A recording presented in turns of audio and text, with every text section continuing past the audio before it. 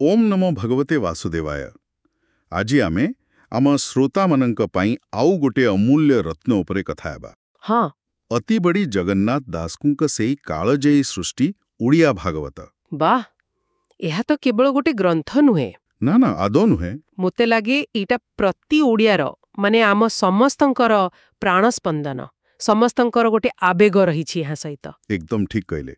आउ आज आमे यार एक एमती बहुत महत्वपूर्ण अंश को टिके भलो भावरे बुझिबाकू चेष्टा करिबा। ନିଶ୍ଚୟ हाँ तेबे आजिर आमर एही अनुशीलनटा रहिबो श्रीमद् भागवत महापुराणर प्रथम स्कंध ହଁ आउ तार 16 अध्याय तार प्रथम भाग उपर। ଆଚ୍ଛା आमर लक्ष्य होची एई पद भितरे जो कहानी अछि जो चरित्र अछि आउ ता भितरे थिबा गभीर कथा माने आध्यात्मिक आउ नैतिक कथा गुडी को टिके बुझिबो। ଜାଣିଛନ୍ତି ଏ ଅଧ୍ୟାୟଟା ମୋତେ ବହୁତ ମାନେ ଗୁରୁତ୍ୱପୂର୍ଣ୍ଣ ଲାଗେ କାରଣ ଏଇଟା ଧର୍ମ ଆଉ ଅଧର୍ମର ସଂଘର୍ଷକୁ ଗୋଟେ ଅଲଗା ଦୃଷ୍ଟିରୁ ଦେଖାଏ हो केमिति? ସେଇ ଯେ ରାଜା ପରୀକ୍ଷିତ ଆଉ କଳିଯୁଗର ମୁହାଁମୁହିଁ ହେବା କଥା हाँ हाँ बुझिहेबो। ହଁ ନିଶ୍ଚୟ ଆଉ ଏମିତି ଅଧିକ ଜ୍ଞାନ ମିଳିବା ଭଳି ଆଲୋଚନା ପାଇଁ ଆମ ଚ୍ୟାନେଲକୁ ସବସ୍କ୍ରାଇବ କରିବା କଥା ବି ଭାବି ପାରନ୍ତି। ଆପଣମାନଙ୍କର ଆଗ୍ରହ ହିଁ ତ ଆମକୁ ଆଗକୁ ନେବ ବିଲକୁଲ। ତେବେ ଆସନ୍ତୁ ଆରମ୍ଭ କରିବା। ପ୍ରଥମ ପଦ 16 ଅଧ୍ୟାୟର ପାଠ କରନ୍ତି। ସୁତ କହନ୍ତି ଅନୁରାଗେ ଆନନ୍ଦେ ମୁନିଙ୍କର ଆଗେ। ବାଃ ଦେଖନ୍ତୁ ଗୋଟିଏ ଧାଡିରେ ପୁରା ପରିବେଶ ସ୍ପଷ୍ଟ ସେଇ ନୈମିଷାରଣ୍ୟର ପବିତ୍ର ଜାଗା ହଜାର ହଜାର ମୁନି ଋଷି ବସିଛନ୍ତି ଆଉ ସେମାନଙ୍କର ମୁଖ୍ୟ ହେଉଛନ୍ତି ଶୌନକ ଋଷି ଆଚ୍ଛା। ସେଠି ଅଛନ୍ତି ସୁତ ଗୋସ୍ୱାମୀ ହୁଁ।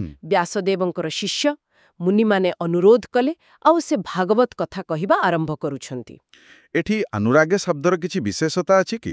ବହୁତ ବଡ଼ କଥା ଅନୁରାଗେ ମାନେ ଖାଲି ସ୍ନେହ ନୁହେଁ ଏଇଟା ଭିତରେ ଭକ୍ତି ଅଛି ଆଦର ଅଛି ଆଉ କହିବାର ସେଇ ଗଭୀର ଇଚ୍ଛାଟା ଅଛି ଓହୋ। ଆଉ ଆନନ୍ଦେ କାହିଁକି ନା ଭଗବାନଙ୍କର କଥା କହିଲେ ବି ଆନନ୍ଦ ଶୁଣିଲେ ବି ଆନନ୍ଦ ବାହ ବାହ। ତେଣୁ ଏଇଟା ବକ୍ତା ଆଉ ଶ୍ରୋତା ଭିତରେ ଗୋଟେ କଣ କହନ୍ତି ମଧୁର ସମ୍ପର୍କ ତିଆରି କରୁଛି ଯାହା ଜ୍ଞାନ ପାଇବା ପାଇଁ ଏକଦମ ଜରୁରୀ ବୁଝିଲି। ମାନେ ଏଟା ଖାଲି ଗପ କହିବା ନୁହେଁ ଗୋଟେ ଆଧ୍ୟାତ୍ମିକ ଦିଆନିଆ। ଏକଦମ ଏହାପରେ ସୁତମୁନି କାହା କଥା କହିବା ଆରମ୍ଭ କଲେ? ସେ ଆରମ୍ଭ କରୁଛନ୍ତି ପାଣ୍ଡବ ବଂଶର ଯେ ଉତ୍ତରାଧିକାରୀ ମହାରାଜା ପରୀକ୍ଷିତଙ୍କ କଥା ଆଚ୍ଛା, ପରୀକ୍ଷିତଙ୍କ କଥା। ହଁ ଆଗକୁ ପଦଗୁଡ଼ିକ ତାଙ୍କରି ପରିଚୟ ଦେଉଛି ପାଠ କରନ୍ତି।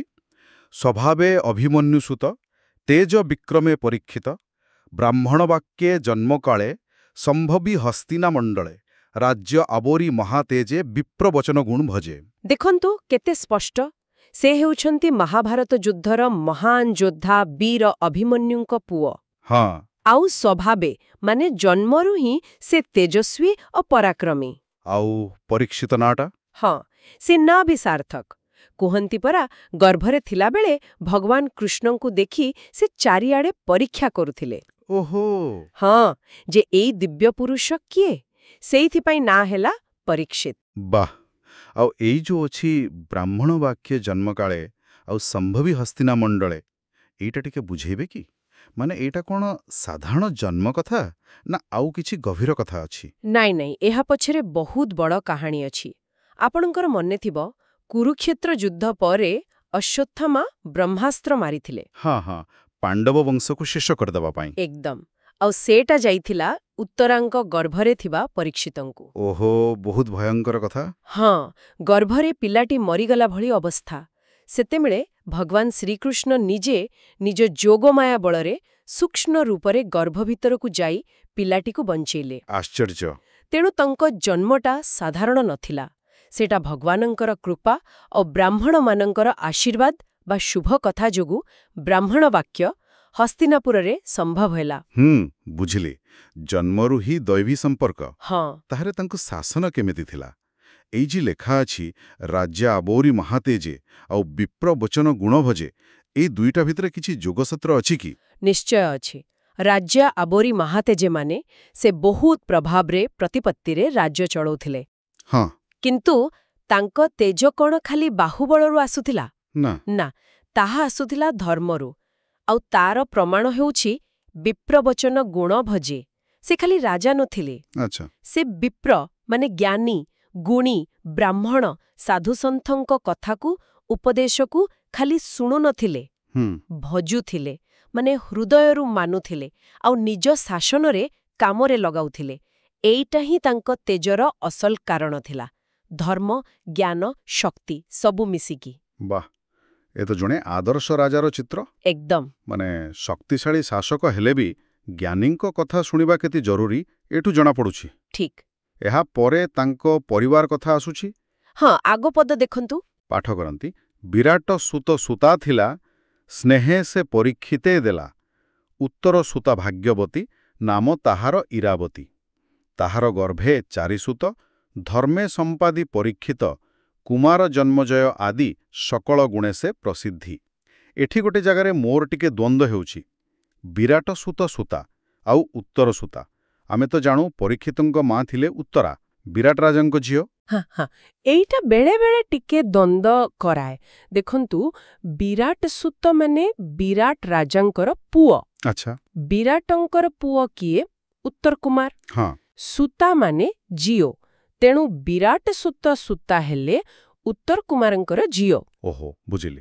ଆଉ ତା ପର ପଦରେ ଆହୁରି ସ୍ପଷ୍ଟ କରି ଦିଆଯାଇଛି, ଉତ୍ତର ସୁତା କହିକି, ମାନେ ଉତ୍ତର କୁମାରଙ୍କର ଝିଅ। ତାଙ୍କ ନାଁ ଥିଲା ଇରାବତୀ। ଆଚ୍ଛା, ତାହେଲେ ପରୀକ୍ଷିତଙ୍କ ମା ଉତ୍ତରା ହେଲେ ବିରାଟଙ୍କ ଝିଅ, ଆଉ ପରୀକ୍ଷିତଙ୍କ ସ୍ତ୍ରୀ ଇରାବତୀ ହେଲେ ବିରାଟଙ୍କ ପୁଅ ଉତ୍ତରଙ୍କ ଝିଅ। ଏକଦମ। ତେଣୁ ସମ୍ପର୍କରେ ଇରାବତୀ ହେଲେ ପରୀକ୍ଷିତଙ୍କର ମାମୁମଣି ଝିଅ। ଭଉଣୀ। ହଁ, ହଁ, ତାଙ୍କୁ ହିଁ ସ୍ନେହରେ ପରୀକ୍ଷିତଙ୍କ ସହ ବାହା ଦେଇଥିଲେ। ବୁଝିଲି। ଏବେ ଏଇଟା ଜାଣିବା ଦରକାର ଥିଲା। ଆଉ ତାଙ୍କ ପିଲାମାନଙ୍କ ବିଷୟରେ? ଧର୍ମେ ସମ୍ପାଦି ପରୀକ୍ଷିତ, ଏଇ କଥାଟାର ମାନେ କ'ଣ? ଇରାବତୀଙ୍କ ଗର୍ଭରୁ ପରୀକ୍ଷିତଙ୍କର 4 ଜଣ ପୁଅ ହେଲେ। ସେମାନଙ୍କ ଭିତରେ ବଡ଼ ଆଉ ସବୁଠୁ ଜଣାଶୁଣା ଥିଲେ ଜନ୍ମଜୟ। ହଁ, କୁମାର ଜନ୍ମଜୟ ଆଦି ଲେଖା ଅଛି। ହଁ, ଆଉ ପରୀକ୍ଷିତ ତ ନିଜେ ଧର୍ମପରାୟଣ ଥିଲେ। ସେ ପିଲାଙ୍କୁ ଖାଲି ଜନ୍ମ ଦେଇ ବଡ଼ କରି ନଥିଲେ, ସେମାନଙ୍କୁ ଧର୍ମେ ସମ୍ପାଦି ଥିଲେ। ଧର୍ମେ ସମ୍ପାଦି ମାନେ ସେମାନଙ୍କୁ ଧର୍ମ ଶିକ୍ଷା ଦେଇଥିଲେ, ଧର୍ମ ବାଟରେ ଚାଲିବାକୁ ଶିଖେଇଥିଲେ, ସେମିତି ତାଙ୍କୁ ଚରିତ୍ର ଗଢ଼ିଥିଲେ। ଆଚ୍ଛା। ଆଉ ତାର ଫଳ କ'ଣ ହେଲା? ସେମାନେ ଖାଲି ରାଜକୁମାର ନ ହୋଇ ସକଳ ଗୁଣେ ଭଲ ହୋଇ ପ୍ରସିଦ୍ଧ ହେଲେ। ଏଇଟା ବାପା ମାଙ୍କର କର୍ତ୍ତବ୍ୟ ଆଉ ଭଲ ସଂସ୍କାରର ମହତ୍ୱକୁ ଦେଖାଉଛି। ନିଶ୍ଚୟ। ତାଙ୍କ ବ୍ୟକ୍ତିଗତ ଜୀବନ, ପରିବାର କଥା ଜାଣିବା ପରେ ଏବେ ତାଙ୍କୁ ରାଜକୀୟ କାମ ବିଷୟରେ ଆସୁଛି, ଯାହା ବହୁତ ପ୍ରଭାବଶାଳୀ ଲାଗୁଛି। ପାଠ କରନ୍ତି, ଆନନ୍ଦ ରାଜା ପରୀକ୍ଷିତ, ଯଜ୍ଞେ ବରିଲା ପୁରୋହିତ, ଗଙ୍ଗାରେ ତୀରେ ବେଦ ସିଦ୍ଧ, ସାଧିଲା ତିନି ଅଶ୍ୱମେଧ, ଦକ୍ଷିଣା ଦେଲା ମନଭରି, ଦିଗ ବିଜୟ ବିଜେ କରି। 3ଟା ଅଶ୍ୱମେଧ ଯଜ୍ଞ, ଏ ତ କିଛି ସାଧାରଣ କଥା ନୁହେଁ ପରା। ରାମଚନ୍ଦ୍ରଙ୍କ ପରେ ଏତେ ବଡ଼ ଯଜ୍ଞ, ସେ ସମୟରେ ଏହାର ଗୁରୁତ୍ୱ କ'ଣ ଥିଲା? ଆପଣ ଏକଦମ ଠିକ୍ ଧରିଛନ୍ତି। ଏହା ବହୁତ ବଡ଼ କଥା। ଅଶ୍ୱମେଧ ଯଜ୍ଞ ଖାଲି ଗୋଟେ ପୂଜା ନଥିଲା। ଏଇଟା ରାଜନୈତିକ, ସାମାଜିକ ଦୃଷ୍ଟିରୁ ବି ବହୁତ ମହତ୍ୱପୂର୍ଣ୍ଣ ଥିଲା। ଏଇଟା ଥିଲା ଜଣେ ରାଜାର ସାର୍ବଭୌମତ୍ୱ, ତାର କ୍ଷମତା, ତାର ଧର୍ମ ପ୍ରତି ନିଷ୍ଠା ସବୁର ଚରମ ପ୍ରକାଶ। ଆଚ୍ଛା, କୁରୁକ୍ଷେତ୍ର ଯୁଦ୍ଧ ପରେ ଯେଉଁ ଅସ୍ଥିରତା ଥିଲା, ଏ ଯଜ୍ଞ ସେ ସମୟରେ ଧର୍ମକୁ ପୁଣି ଥାପିବା ଆଉ ସାମ୍ରାଜ୍ୟକୁ ଏକାଠି କରିବାର ସଂକେତ ହୋଇଥିବ ବୋଧେ। ହଁ, ହୋଇପାରେ। ଆଉ ସେ ଆନନ୍ଦେ ଏ କାମ କରିଥିଲେ, ମାନେ ବାଧ୍ୟ ହୋଇ ନୁହେଁ, ପୁରା ଶ୍ରଦ୍ଧାରେ। ଭଲ ପୁରୋହିତ ବାଛି, ଯଜ୍ଞ ବରିଲା ପୁରୋହିତ, ଗଙ୍ଗା କୂଳରେ, ଆଉ ପୁରା ବେଦ ନିୟମ ଅନୁସାରେ ବେଦ ସିଦ୍ଧ ଏ ଯଜ୍ଞ କରିଥିଲେ। ଆଉ ଗୋଟିଏ ନୁହେଁ, 3ଟା। ହଁ, ସେଇଟା ହିଁ ତାଙ୍କର ଅସାଧାରଣ ସାମର୍ଥ୍ୟ ଆଉ ଧର୍ମପରାୟଣତାର ପ୍ରମାଣ। ଆଉ ଏଇ ଯୋଉ ଦକ୍ଷିଣା ଦେଲା ମନଭରି ଆଉ ଦିଗବିଜୟ ବିଜୟ କରି, ଏଗୁଡ଼ିକୁ କେମିତି ଯଜ୍ଞ ସହ ଯୋଡ଼ା? ଦେଖନ୍ତୁ, ଅଶ୍ୱମେଧ ଯଜ୍ଞର ଗୋଟେ ମୁଖ୍ୟ ଅଂଶ ହେଲା ଦିଗ୍ବିଜୟ। ହଁ, ଘୋଡ଼ା ଛଡ଼ାଯାଏ ପରା। ହଁ, ଯଜ୍ଞର ଘୋଡ଼ାକୁ ଛାଡ଼ି ଦିଆଯାଏ। ଯିଏ ତାକୁ ଅଟକାଏ ତା ସହ ଯୁଦ୍ଧ।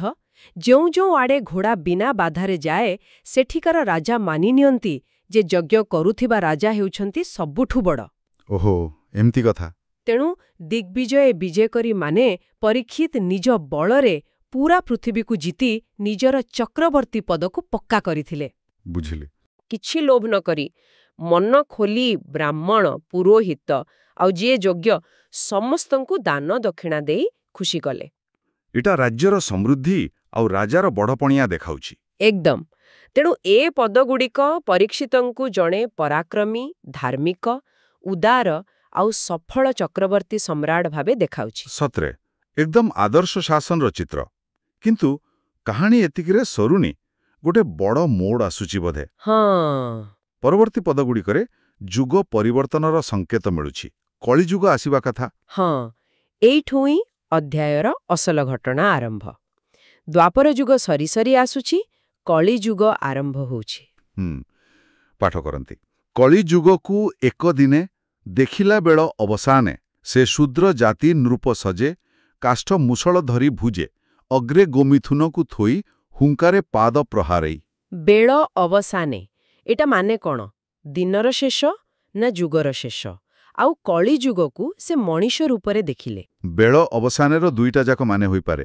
ଦିନ ସରିବା ବେଳ ବି ହୋଇପାରେ, କିନ୍ତୁ ବେଶୀ ସମ୍ଭାବନା ହେଉଛି ଏଟା ଦ୍ୱାପର ଯୁଗର ଶେଷ ବେଳକୁ କହୁଛି, ମାନେ ଯୁଗ ସନ୍ଧିକାଳ। ଆଚ୍ଛା, ରାଜା ପରୀକ୍ଷିତ ବୋଧେ ଦିଗ୍ବିଜୟରୁ ସେଲିଥିଲେ। ସେତେବେଳେ ଗୋଟେ ଅଜବ ଦୃଶ୍ୟ ଦେଖିଲେ। ସେ ସାକ୍ଷାତ କଳିଯୁଗକୁ ଦେଖିଲେ, ଗୋଟେ ମଣିଷ ରୂପରେ। କିନ୍ତୁ ତାର ରୂପ ଏମିତି ଅଜବ କାହିଁକି? ଶୂଦ୍ର ଜାତି ନୃପ ସଜେ, ଆଉ ହାତରେ କାଠ ମୁଷଳ, ରାଜଦଣ୍ଡ ବଦଳରେ। ଏସବୁର ମାନେ କ'ଣ? ଏ ବର୍ଣ୍ଣନା ବହୁତ ଗଭୀର, ବୁଝିଲେ? ଶୂଦ୍ର ଜାତି ନୃପ ସଜେ, ଏଇଟା କଳିଯୁଗର ମୁଖ୍ୟ ଲକ୍ଷଣ ଦେଖଉଛି। କ'ଣ ସେ ଲକ୍ଷଣ? ବର୍ଣ୍ଣସଙ୍କରତା, ସମାଜରେ ବିଶୃଙ୍ଖଳା, ଯୋଗ୍ୟ ଲୋକ ବଦଳରେ ଅଯୋଗ୍ୟ ଲୋକ କ୍ଷମତାକୁ ଆସିବା। ଯିଏ ରାଜା ହେବା କଥା ନୁହେଁ, ସେ ସମୟର ନିୟମ ଅନୁସାରେ ସେ ରାଜା ବେଶରେ ଅଛି, ମାନେ ମୂଲ୍ୟବୋଧ କମିଯାଉଛି। ଓହୋ, ଆଉ କାଠ ମୁଷଳ କଥା? ରାଜାର ଚିହ୍ନ ହେଲା ରାଜଦଣ୍ଡ। ସେଇଟା ନ୍ୟାୟ ଆଉ ଭଲ ଶାସନର ଚିହ୍ନ। କିନ୍ତୁ କଳି ହାତରେ ଅଛି ସାଧା କାଠ ମୁଷଳ। ସେଇଟା ବୋଧେ ଦମନ, ଅତ୍ୟାଚାର, ପଶୁ ବଳର ଚିହ୍ନ। ମାନେ ନ୍ୟାୟ ବିଚାର ବଦଳରେ ଖାଲି ଶକ୍ତି ଦେଖେଇବାର ଯୁଗ ଆସୁଛି। ଆଉ ସବୁଠୁ ବେଶୀ ଡର ଲାଗୁଛି ଏଇ କଥାଟା, ଅଗ୍ରେ ଗୋମିଥୁନକୁ ଥୋଇ ହୁଙ୍କାରେ ପାଦ ପ୍ରହାରାଇ। ମାନେ ଗାଈ ଆଉ ବଳଦ ଉପରେ ଏମିତି ଅତ୍ୟାଚାର। ଏହାର ମାନେ କ'ଣ? ଏଇଟା ହିଁ କଳିଯୁଗର ସବୁଠୁ ଭୟଙ୍କର ଚିତ୍ର। ଶାସ୍ତ୍ରରେ ଗାଈକୁ ପୃଥିବୀମା ବୋଲି କୁହନ୍ତି, ହଁ, ଆଉ ବଳଦକୁ ଧର୍ମର ସ୍ୱରୂପ ବୋଲି କୁହନ୍ତି। ବଳଦର ଚାରିପାଦ ଧର୍ମର ଚାରି ସ୍ତମ୍ଭ ପରି, ସତ୍ୟ, ଶୌଚ, ଦୟା, ତପସ୍ୟା। ଆଚ୍ଛା। କଳି ଆସି ସେହି ଧର୍ମରୂପୀ ବଳଦ ଆଉ ପୃଥିବୀରୂପୀ ଗାଈକୁ ଗୋଇଠା ମାରୁଛି। ଏହାର ମାନେ ହେଲା କଳିଯୁଗରେ ଧର୍ମ କମିଯିବ, ପୃଥିବୀ ଉପରେ ଅତ୍ୟାଚାର ବଢ଼ିବ, ସତ୍ୟ, ଦୟା, ପବିତ୍ରତା ଭଳି ଗୁଣ କମିଯିବ। ବାପରେ। ଧର୍ମ ଆଉ ପୃଥିବୀ ଦୁହେଁ କଳି ପାଇଁ କଷ୍ଟ ପାଇବେ। ଏଇଟା ଖାଲି ଗୋଟେ ଦୃଶ୍ୟ ନୁହେଁ, ଆଗକୁ ଆସୁଥିବା ଯୁଗ କେତେ ଭୟଙ୍କର ହେବ ତାର ସଂକେତ। ଏ କଥା ଶୁଣିକି ହିଁ ମନଟା କେମିତି ହେଇଯାଉଛି। ତାନେ ରାଜା ପରୀକ୍ଷିତ, ସେ ତ ଏତେ ଧାର୍ମିକ ରାଜା, ସେ ଏ ଦୃଶ୍ୟ ଦେଖି କ'ଣ କଲେ? ଚୁପ୍ ରହିଲେ ନା କିଛି କଲେ? ଆରେ ପରୀକ୍ଷିତଙ୍କ ଭଳି ଧାର୍ମିକ ରାଜା କ'ଣ ଏମିତି ଅଧର୍ମ ସହିବେ? କେବେ ନୁହେଁ। ଦେଖନ୍ତୁ ଆଗପଦରେ କ'ଣ ଲେଖା ଅଛି। ହଁ, ପାଠ କରନ୍ତି। ତାହାକୁ ଦେଖି ନୃପମଣି ତକ୍ଷଣେ ଭୁଜ ଧରି ଆଣି ବନ୍ଧନ କଲା ବାହୁବଳେ ସେ ବୀର ଅବନୀ ମଣ୍ଡଳେ। ନୃପମଣି ବହୁତ ସୁନ୍ଦର ଶବ୍ଦ ପରୀକ୍ଷିତଙ୍କ ପାଇଁ। ସେ ତୁରନ୍ତ କିଛି କଲେ? ହଁ, ନୃପମଣି ମାନେ ରାଜାମାନଙ୍କ ଭିତରେ ମଣି ପରି, ସବୁଠୁ ଭଲ ରାଜା। ପରୀକ୍ଷିତ ଏ ଅନ୍ୟାୟ ଦେଖି ଟିକେ ବି ଦେରି କଲେନି, ତକ୍ଷଣେ ମାନେ ସାଙ୍ଗେ ସାଙ୍ଗେ। ସେ ନିଜ ଧନୁଶର ଧରି ସେଇ କଳିପୁରୁଷ ଆଗକୁ ଗଲେ। ନିଜ ବୀରତ୍ୱ, ନିଜ ବାହୁବଳ ଲଗେଇ ସେହି ବୀର ରାଜା ପରୀକ୍ଷିତ ଏହି ପୃଥିବୀ ଉପରେ ଅବନୀ ମଣ୍ଡଳେ ସେହି ଛଦ୍ମବେଶୀ କଳିକୁ ବାନ୍ଧି ପକେଇଲେ, ବନ୍ଧନ କଲା ବାହୁବଳେ। ଏଇଟା ତ ତାଙ୍କ ବୀରତ୍ୱ ଦେଖାଉଛି, କିନ୍ତୁ ତାଠୁ ବଡ଼ କଥା ହେଲା ଧର୍ମରକ୍ଷା ପାଇଁ ତାଙ୍କର ଏତେ ଆଗ୍ରହ। ଏଇଟା ହିଁ ତ ଜଣେ ଶାସକର ମୁଖ୍ୟ କାମ, ନା କ'ଣ? ଆପଣ ଏକଦମ ଠିକ୍ କହିଲେ। ଏଇଟା ଖାଲି ବୀରପଣିଆ ଦେଖେଇବା ନୁହେଁ, ଏଇଟା ରାଜଧର୍ମ ପାଳିବା। ଶାସ୍ତ୍ରରେ କୁହନ୍ତି ପରା, ରାଜା କାଳସ୍ୟ କାରଣମ୍। ହଁ, ଶୁଣିଛି। ମାନେ ରାଜା ହିଁ ଯୁଗର ଅବସ୍ଥା ପାଇଁ ଦାୟୀ। ରାଜା ଧାର୍ମିକ ହେଲେ ସତ୍ୟଯୁଗର ବାତାବରଣ ରହେ, ଅଧାର୍ମିକ ହେଲେ କଳିଯୁଗ ବଢ଼େ। ଆଚ୍ଛା। ପରୀକ୍ଷିତ ଏଠି ନିଜ ଦାୟିତ୍ୱ ତୁଲାଉଛନ୍ତି। ଅଧର୍ମକୁ ସହି ନ ଯାଇ ତାକୁ ମୂଳରୁ ଶେଷ କରିବାକୁ ଚେଷ୍ଟା କରୁଛନ୍ତି। ସେ ଯଦି ଚୁପ୍ ରହିଥାନ୍ତେ, ତାହେଲେ ତାଙ୍କ ଧର୍ମପଣିଆର କିଛି ମାନେ ରହିନଥାନ୍ତା। ଠିକ୍। ତାଙ୍କର ଏଇ ଯୋଉ ସାଙ୍ଗେ ସାଙ୍ଗେ କାମ କରିବା ଗୁଣ, ସେଇଟା ହିଁ ତାଙ୍କୁ ନୃପମଣି କରିଛି। ଏତେ ରୋମାଞ୍ଚକର ଘଟଣା ଶୁଣି ସେଠି ଯୋଉ ମୁନି ଋଷିମାନେ ଥିଲେ, ସେମାନେ କ'ଣ କହିଲେ? ସେମାନେ ତ ଏକଥା ସୂତ ମୁନିଙ୍କ ତେରୁ ଶୁଣୁଥିଲେ। ତାଙ୍କ ପ୍ରତିକ୍ରିୟା ଆଗପଦରେ ଅଛି। ପାଠ କରନ୍ତି। ଏମନ୍ତେ ସୂତ ମୁଖ ଶୁଣି ସୌନକାଦି ଯେତେ ମୁନି ଆନନ୍ଦେ ହୋଇ କୃତକୃତ୍ୟ ବୋଲନ୍ତି ଶୁଣ ମୁନି ସୂତ। ଯେତେବେଳେ ସୌନକାଦି ମୁନିମାନେ ସୂତ ଗୋସ୍ୱାମୀଙ୍କଠାରୁ ଏକଥା ଶୁଣିଲେ, କେମିତି ଧର୍ମରକ୍ଷକ ପରୀକ୍ଷିତ କଳିରୂପୀ ଅଧର୍ମକୁ ବାନ୍ଧିଲେ, ସେମାନେ ବହୁତ ଖୁସି ହେଲେ। ହଁ, ଲାଗୁଛି। ସେମାନେ ନିଜକୁ କୃତକୃତ୍ୟ ମନେ କଲେ। କାହିଁକି? କାରଣ ଏମିତି କଥା ଶୁଣିବା, ଯୋଉଠି ଧର୍ମ ଜିତୁଛି, ସେଇଟା ହିଁ ତ ଶୁଣିବାର ଅସଲ ଲାଭ। ସତ କଥା। ସେମାନଙ୍କର ଆଉ ଜାଣିବାକୁ ଇଚ୍ଛା ହେଲା। ସେମାନେ ଆହୁରି ଶୁଣିବାକୁ ଚାହିଁଲେ। ସୂତ ମୁନିଙ୍କୁ କହିଲେ, ହେ ମୁନି ସୂତ, ଆହୁରି କୁହନ୍ତୁ, ଏହାପରେ କ'ଣ ହେଲା? ଏଟା କାହାଣୀର ଗୁରୁତ୍ୱ ବଢ଼ଉଛି ଆଉ ଆମ ମନରେ ବି କୌତୂହଳ ସୃଷ୍ଟି କରୁଛି। ନିଶ୍ଚୟ। ତାହେଲେ ଆଜିର ଏଇ ଯୋଉ ଆଲୋଚନା ହେଲା 16 ଅଧ୍ୟାୟର ପ୍ରଥମ ଭାଗ ଉପରେ, ଏଥିରୁ ମୁଖ୍ୟ କଥା କ'ଣ ସବୁ ରହିଲା? ଗୋଟେ ସାରାଂଶ ଭଳି କହିଲେ। ହଁ, ଆଜିର ଆଲୋଚନାରୁ କିଛି ମୁଖ୍ୟ କଥା ଆସୁଛି। ପ୍ରଥମ କଥା ହେଲା ରାଜା ପରୀକ୍ଷିତଙ୍କର ଚରିତ୍ର। ହଁ, ସେ ଖାଲି ଜଣେ ବୀର ରାଜା ନଥିଲେ, ସେ ଥିଲେ ଧର୍ମପରାୟଣ ଶାସକ। ଜ୍ଞାନୀଙ୍କ କଥା ମାନୁଥିଲେ, ପିଲାଙ୍କୁ ବି ଧର୍ମ ଶିକ୍ଷା ଦେଉଥିଲେ। ତାଙ୍କର ସେଇ 3ଟା ଅଶ୍ୱମେଧ ଯଜ୍ଞ, ଦିଗ୍ବିଜୟ ଏହାର ପ୍ରମାଣ। ଠିକ୍। ଦ୍ୱିତୀୟ କଥା ହେଲା ଯୁଗ ବଦଳିବାର ସଂକେତ। କଳିଯୁଗର ଆସିବା, ଗୋଟେ ଛଦ୍ମବେଶୀ, ହିଂସା କରୁଥିବା ଶକ୍ତି ରୂପରେ, ଯିଏ ପ୍ରଥମେ ଧର୍ମ, ବଳଦ ଆଉ ପୃଥିବୀ ଗାଈ ଉପରେ ଆକ୍ରମଣ କରୁଛି। ଏଇଟା କଳିଯୁଗର ଅସଲ ଚେହେରା ଦେଖାଉଛି। ଆଉ ତୃତୀୟ କଥା ହେଲା ଧର୍ମ ଅଧର୍ମ ଲଢ଼େଇରେ ଜଣେ ଭଲ ରାଜା ବା ନେତା କ'ଣ କରିବା କଥା। ପରୀକ୍ଷିତଙ୍କ ଭଳି ଅଧର୍ମ ଦେଖି ଚୁପ୍ ନ ରହି ସାଙ୍ଗେ ସାଙ୍ଗେ କଡ଼ା ପଦକ୍ଷେପ ନେବା। ଆଉ ଏଇ ଯୋଉ ପ୍ରଥମ ମୁକାବିଲା ହେଲା ପରୀକ୍ଷିତ ଆଉ କଳି ଭିତରେ, ଏଇଟା କ'ଣ ଖାଲି ସେଇ ସମୟ ପାଇଁ ଗୁରୁତ୍ୱପୂର୍ଣ୍ଣ ଥିଲା, ନା ଏହାର କିଛି ବଡ଼ ଅର୍ଥ ଅଛି? ନିଶ୍ଚୟ, ଏହାର ବଡ଼ ଅର୍ଥ ଅଛି। ଏଇଟା ତ ଧର୍ମ ଆଉ ଅଧର୍ମ ଭିତରେ ଯୋଉ ଚିରଦିନ ଲଢ଼େଇ ଚାଲିଛି, ତାର ଗୋଟେ ପ୍ରତୀକ। ଆଚ୍ଛା। ପରୀକ୍ଷିତଙ୍କ କାମ ଦେଖାଉଛି ଯେ ଯେତେବେଳେ ଶାସନ ଧର୍ମ ଉପରେ ଚାଲେ, ସେତେବେଳେ ଅଧର୍ମକୁ ରୋକାଯାଇପାରେ। କିନ୍ତୁ ଗୋଟେ ପ୍ରଶ୍ନ ବି ଆସୁଛି। କ'ଣ? ପରୀକ୍ଷିତ କଳିକୁ ବାନ୍ଧି ତ ଦେଲେ, କିନ୍ତୁ କ'ଣ ସେ ତାକୁ ପୂରାପୂରି ଶେଷ କରିଦେଲେ? ଯଦି ନା, ତେବେ କାହିଁକି?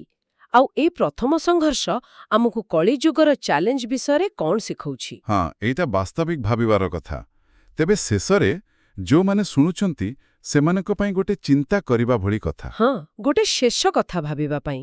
ପରୀକ୍ଷିତ ତ ରାଜା ଥିଲେ, ତାଙ୍କ ପାଖରେ ଶକ୍ତି ଥିଲା ଅଧର୍ମକୁ ଦବେଇବା ପାଇଁ। ହଁ, କିନ୍ତୁ ଆମେ ସାଧାରଣ ମଣିଷ, ଆମେ ଯେତେବେଳେ ଆମ ଚାରିପାଖରେ ଅନ୍ୟାୟ, ଅଧର୍ମ, ଭଲ ଜିନିଷ କମିଯିବା ଦେଖୁଛୁ, ଆମର କାମ କ'ଣ? ଏଇଟା ବଡ଼ ପ୍ରଶ୍ନ। ପରୀକ୍ଷିତଙ୍କର ଏ କାହାଣୀ କ'ଣ ଆମକୁ କିଛି ପ୍ରେରଣା ଦେଉଛି ଯେ ଆମେ ବି ନିଜ ଶକ୍ତି ଅନୁସାରେ ଧର୍ମପଟେ ରହିବା, ଅନ୍ୟାୟ ବିରୁଦ୍ଧରେ କହିବା? ହଁ, ହୋଇପାରେ। କଳି ସିନା ସେଦିନ ବନ୍ଧା ହେଲା, କିନ୍ତୁ ଆଜି ବି ଆମେ କଳିର ପ୍ରଭାବ ଦେଖୁଛୁ। ତେବେ ଏଇ ପ୍ରଥମ ଲଢ଼େଇରୁ ଆମେ ଆଜି ପାଇଁ କ'ଣ ଶିଖିପାରିବା? ନିଶ୍ଚିତ ଭାବରେ ଏକ ଗୁରୁତ୍ୱପୂର୍ଣ୍ଣ କଥା। ଆଶା କରୁଛୁ ଆମର ଶ୍ରୋତାମାନେ ଏ କାହାଣୀ ଆଉ ଏହାର ଗଭୀର ଅର୍ଥ ବିଷୟରେ ନିଶ୍ଚୟ ଭାବିବେ। ହଁ। ଯଦି ଆପଣଙ୍କୁ ଆମର ଏ ଆଲୋଚନା ଭଲ ଲାଗିଲା ଆଉ ଆପଣ ଏଥିରୁ କିଛି ନୂଆ ଜାଣିବାକୁ ପାଇଲେ, ତେବେ ଆପଣଙ୍କର ଭଲ ପାଇବା ଜଣାଇବା ପାଇଁ କମେଣ୍ଟ ବକ୍ସରେ ଓମ୍ ନମୋ ଭଗବତେ ବାସୁଦେବାୟ ଲେଖିପାରନ୍ତି। ଆଉ ଜାଣିଛନ୍ତି, ଏ କାହାଣୀ ଏଇଠି ସରୁନି। ଓହୋ! ରାଜା ପରୀକ୍ଷିତ ସେ ବନ୍ଦୀ ହୋଇଥିବା କଳି ସାଙ୍ଗରେ କ'ଣ କଲେ, କଳିକୁ କୋଉଠି ରହିବାକୁ ଜାଗା ଦେଲେ, ଆଉ ସେ ନିଷ୍ପତ୍ତିର ଫଳ କ'ଣ ହେଲା? ବାଃ, ଏସବୁ ତ ବହୁତ ରୋଚକ ଲାଗୁଛି। ହଁ, ବହୁତ। ଏସବୁ ଜାଣିବା ପାଇଁ ଆମର ପରବର୍ତ୍ତୀ ଆଲୋଚନାକୁ ଅପେକ୍ଷା କରନ୍ତୁ। ଆଜିର ଏହି ଆଧ୍ୟାତ୍ମିକ ଯାତ୍ରାରେ ଆମ ସହିତ ରହିଥିବାର ସମସ୍ତଙ୍କୁ ବହୁତ ବହୁତ ଧନ୍ୟବାଦ। ପୁଣି ଦେଖାହେବା ଆଗାମୀ ଆଲୋଚନାରେ। ଓମ୍ ନମୋ ଭଗବତେ ବାସୁଦେବାୟ। ଆପଣ ଶୁଣୁଛନ୍ତି ରେଡିଓ ତୋଷାଳୀ, ଆମ ମାଟିର ସ୍ୱର।